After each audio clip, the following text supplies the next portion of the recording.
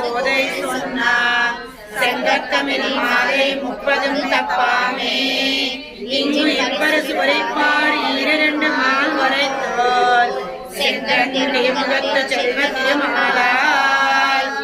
எங்கும் திருவருள் பெற்று இன்மருவர் எம்பாய் வங்கக்கடல் கடைந்த மாதவனை கேசவனை திங்கள் திருமுகத்து செய்யா சென்றெண்ணி இறைஞ்சி அங்கு அக்கறை கொண்ட ஆத்தை அணி புதுவை பெங்க மலத்தன் தெரியல் பட்டிருப்பினான் போதை சொன்னார்